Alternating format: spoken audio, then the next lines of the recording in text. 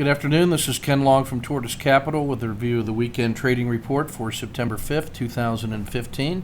Market is still in bear volatile conditions, so we're going to be more likely to cash them when we have them and take advantage of the short-term sharp opportunities. On an annual basis, using weekly RSI 14, we are at 34 out of 100 at the very low end of neutral. At 30 and below, this would go into oversold, which would be a significant sell-off point. On a shorter term 10-day basis, using the 10-day NDX, we're at 58 out of 100. Looking at the market mosaic, price with respect to the 200-day moving average is red bearish at minus 6.56. We're about 5% deep into the bear. Slope of the 50 is degraded to minus 0.83, red bearish. ADX 14 is showing a strong downward trend at 39.8. The ATR percentage at 2.68%. That's still 4 times as volatile as it was as little as a month ago. The risk index is the 30-period moving average of the VIX divided by the 10. The threshold between risk on and risk off is 1.0. The current reading is 0.69 or 7. That's in risk off mode.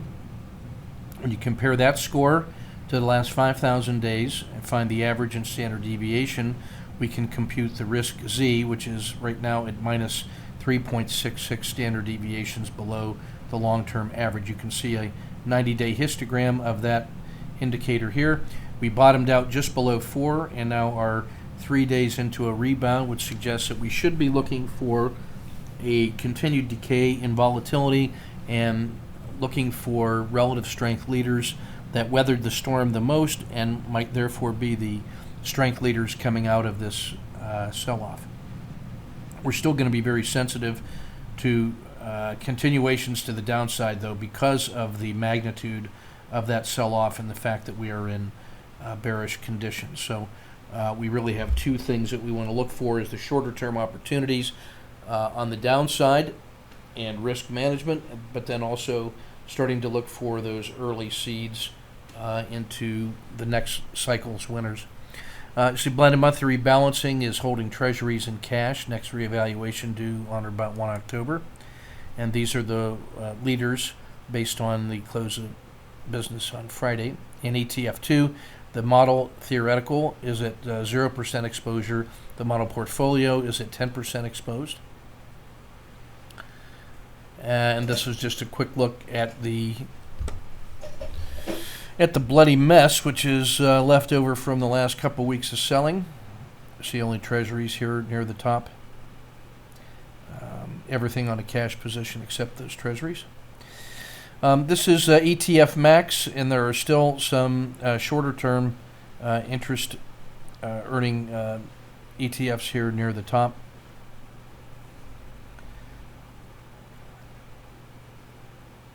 Looking for some market leaders here, property and casualty.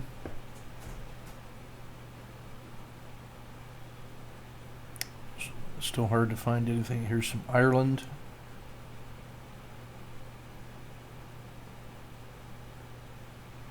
Cocoa had a nice bounce. Small cap healthcare portfolio. It's still in the white on 1 week, in the yellow on 1 month, and on a cash. However, this is one that looks like it's held up better than most of the other equities. Still hard to choose here, so I think we're better suited by looking at the at individual stocks. These are the rankings in the S&P 500, the top 40 or so. Cablevision, bucking the trend, had a really nice rebound. Netflix, which had been in the number 1 position, got absolutely smoked this week. So if you think about it, they were assassinated 3 weeks ago, had a big bounce up last week, and then slaughtered this week. So the volatility can be found in these leaders, and from extreme conditions come extreme results. So Netflix is still certainly on my short list. It's still among the strength leaders here over the 6-month period, but it has really had quite a pullback. Amazon is still among the top 10 because of its great performance 3 and 6 months, but was a below average performer, as you can see by the yellow. D.R. Horton, Kraft, and TECO Energy are showing some interest, along H&R Block in the green with a positive 4%. We'll be looking at Motorola here with a 2.3. Again, this is last week's top 20 or so before we sorted them for this week, and you can see that last week Netflix and Under Armour were up at the top, but Netflix got crushed. Under Armour not so much. And so again, you can see based on the proliferation of the green and the red here that you can get some amazing performances in both directions from these that are at the extreme. So either continuation follow through or dramatic sell off. Starbucks is of interest to us as well.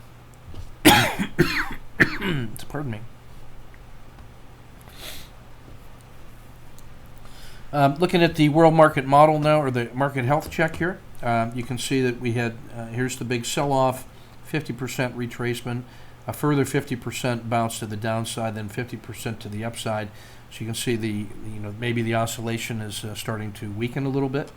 We're still at a crucial level here. The dragon is outside of the river. We're closer to Z-2 than Z-1. It's a short move down to retest the swing low.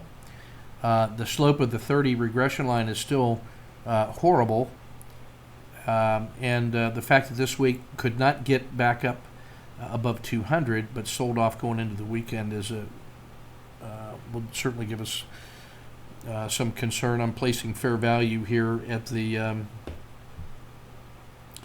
projection of the 30-period regression line. When we projected this is the fair value, and so really this is with a doji on Friday. This is perfectly poised at a critical state, ready to go in a big move in either direction. So this is going to certainly favor the short-term trader. You see the jaws of PPO have closed, and so what that suggests is that the initial panic is over. Now the question is whether or not there's room for one more panic, or a panic in reverse to trap the weak hands, or if we've got more gloom and doom ahead. So this is going to be a very interesting week that favors the short-term agile player. This is not a market I want to take much overnight risk in at all. The ETF2 regional report, everything is on cash. The S&P at 49 is still better than the globals at 45. Inside the U.S., it's technology at 52, large caps at 49, mids at 48, small caps at 47. U.S. technology and large caps are the two strongest. The two weakest remain Latin America and emerging markets. Inside the sector spiders, still have a good number of them above average, but it looks to me like consumer staples and consumer discretionary are leading the way. I still like healthcare long term. I think that has to be something people are going to gravitate back to when they regain their courage. So that's one that I'm looking for opportunities in. The world market model, see treasuries and corporate bonds have really responded well. The dollar down is starting to work. Latin America, emerging markets, and Brazil continue to get crushed. That's my go-to short area. China has certainly given back a lot. Even Japan is underwater.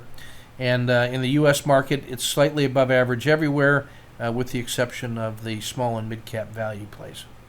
But strength right now looks to be in technology. The ETF top 30. Not much difference here between this and BMR. It's all of the short-term bonds, along with some real estate because of the yield. Inside the Dow, Nike and Home Depot have moved to the top. The financials have backed off a little bit. Goldman, Visa, and McDonald's rounding out the top 5, the weakest still being in the energy and commodity sectors with DuPont, Chevron. United Tech still suffering here. It's kind of bucking the trend of technology. It's red and yellow, meaning that it's been hammered recently hard.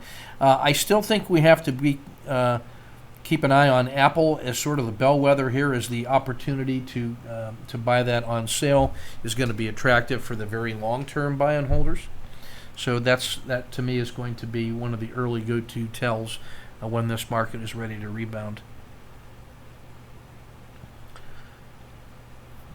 Shifting to the daily report, gold is on a triple screen. We got a ton of good auto framer candidates. Not surprising, since we're using the 10-day high as the fair value target, and Friday's narrow range gives us a lot of favorable reward to risk. So you can see just how much volatility is in here. We're still looking like about 3, almost 4 standard deviations above the long-term average, above the 100-day average.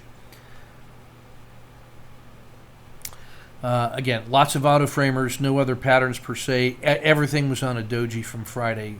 Nobody wanted to hold that over the weekend, but nobody was particularly eager to move the price around on Friday. So lots of auto framers. Goldman and DuPont are suffering the most.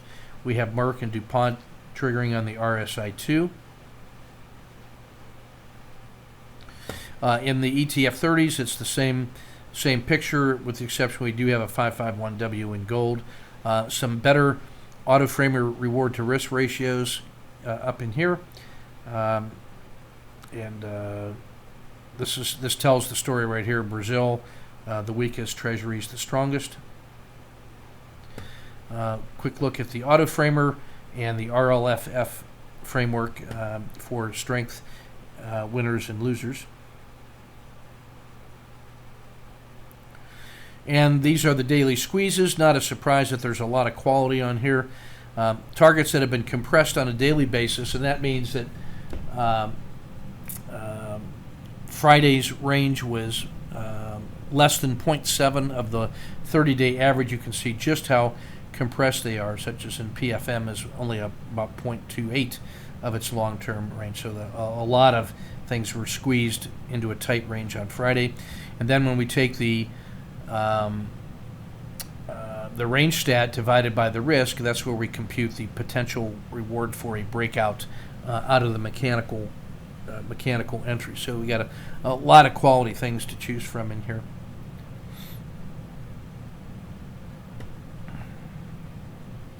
See, the slope of the 30 is still considerably down, not even close to its 10-period moving average, or I'm sorry, it's 10-day moving average. Yeah.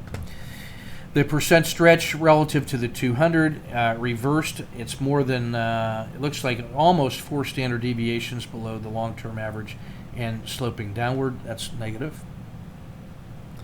And this current 30-period regression line slope is as bad as it's been in the last 10 years, with the exception of once here, 2011, once over here in 2009. So that's the magnitude of this change in slope. And if you look at the absolute value of the change from plus 3 standard deviations down to like minus 4, that's just how surprising and sharp this move has been. Just flipping through a couple quick references. You can stop the tape if you want to review those in detail.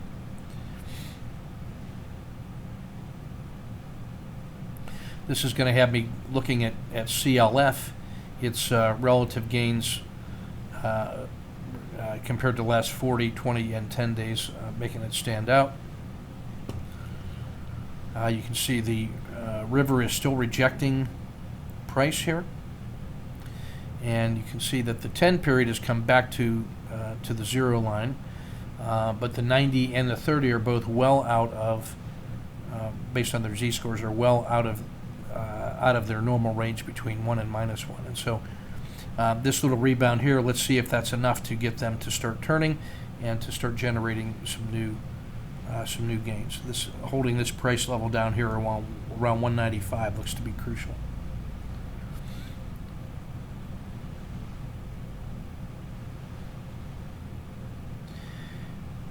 and that's everything I want to cover for today. You just noticed how tightly the 30-day correlation among the major indices are. This is typical behavior in bearish tendencies, that when things are going well and things are diverging, money's looking for winners, the correlation coefficients get very wide.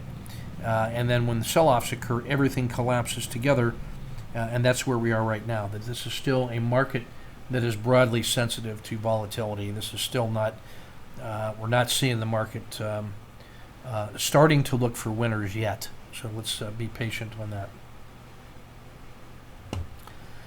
And that's Ken Long from Tortoise Capital. Keep your risk measured and your powder dry.